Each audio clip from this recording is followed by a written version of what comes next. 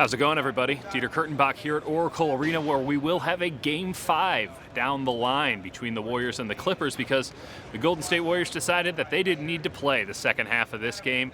They give up 85 points to the Clippers, blow a 31-point lead, and lose Game 2, 135 to 131. It was a preposterous contest. I'd venture to say even quite stupid. Warriors, again, 31-point lead. There are those numbers again, 3 and 1. Let's go over it. Three big things. Number one, the Warriors blew a 31-point lead. I'm just going to repeat it over and over again because it's so ridiculous. 31-point lead in the second half. How did it happen?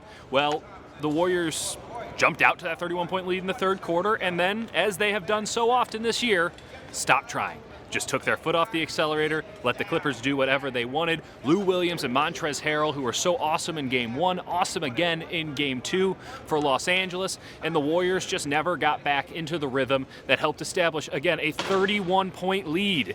The Clippers just excellent down the stretch, really good stuff. Warriors really sluggish. Kevin Durant fouls out with 90 seconds or so left to play. It was a mess of a game, a total mess of a game, and one that the Warriors will have to look in the mirror to find out the reasons as to why. Credit to the Clippers. They played hard. They're steady. That's what they do. But, man, the Warriors blew this game far more than the Clippers won it, and maybe that's a good thing for Golden State because, frankly, they were getting pretty complacent overall after a not-so-good Game 1 and then jumping out to a big lead despite some not-so-stellar play altogether. Getting their butts kicked by the Clippers in this game might spark them into a bit of a better play, a bit more focus, and that's going to be huge because it appears that the second round was likely going to be the Houston Rockets. That's a series that could really give the Warriors some trouble. That's going to be probably the most difficult series for the Warriors in the Western Conference playoffs if they can get through this one. They're going to need to be sharp going into Game 1 on that one. Without this wake-up call, hard to say if they would have ever gotten to the point where they need to get. That's the optimistic view. The pessimistic view, of course, is that the Warriors blew a 31-point lead. Second point, DeMarcus Cousins most likely blew out his quad in this game, and that had nothing to do with the final scoreline in many regards. DeMarcus Cousins is surplus to needs when it comes to the Warriors beating the Clippers. Again, they had a 31-point lead, and they blew it. DeMarcus Cousins wasn't the problem. That said, the Warriors' second unit really did miss him in a lot of ways, just in not having a second playmaker on the court. Not the reason they blew a 31-point lead, but something they're going to have to address going forward. Really terrible news, of course, for Cousins, who was on a one-year contract for the Warriors after he tore his left Achilles tendon last year with the New Orleans Pelicans. Took almost a calendar year to rehab, came back in, didn't really mesh all that well with the Warriors to start, save for his opening game against these Clippers.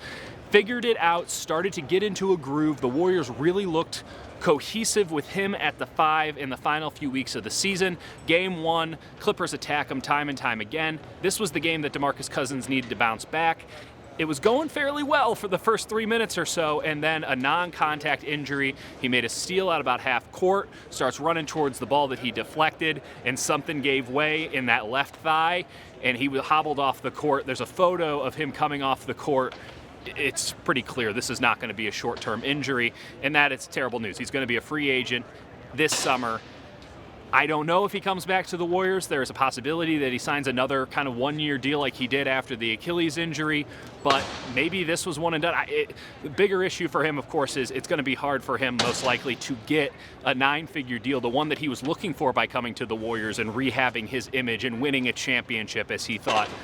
It's going to be hard for him to get that 9-figure contract off of what is another catastrophic injury. Some people say that a torn quad is worse than tearing your ACL. This from a big man who is already showing limitations coming off of a torn Achilles tendon. You got to feel for the guy in that regard. For the Warriors, I don't know if they feel that bad because point number 3, Kevon Looney was totally awesome in this game. And yes, the Warriors blew a 31-point lead, but Kevon Looney had 19 points. Kevon Looney, the defensive stud, 19 points. He was a force, and the Warriors are going to have to rely on him a lot more for the rest of this series. We know that if they play the Rockets in the next round, Kevon Looney's going to get a lot of run. And boy, you look at that Andrew Bogut signing that they did in the final month of the season, that looks pretty darn good right now, considering that Cousins is unlikely, how about I say that once, with perfection, geez. DeMarcus Cousins is unlikely to wear a Warriors jersey again. Andrew Bogut, we didn't think he'd wear a Warriors jersey again. He's going to be wearing the jersey a lot on the court down the stretch. The Warriors are really going to need him both in this series and likely beyond. Clippers, plenty of reasons for them to feel good after this win. I would not put too much stock in this victory. There's a reason the Warriors had a 31-point lead. There's also a reason that they blew it. They have a lot of practice at stuff like that. We'll see if they snap out of it going into Game 3 in Los Angeles. That's on Thursday. No practice for the Warriors on Wednesday, though considering what happened tonight, they might use it. I'd like to remind y'all, they blew a 31-point lead. And then we'll head down to LA on Wednesday. We will talk to you from the City of Angels, where maybe the Warriors will not blow a 31-point lead. Dieter Kurtenbach, Oracle Arena signing off.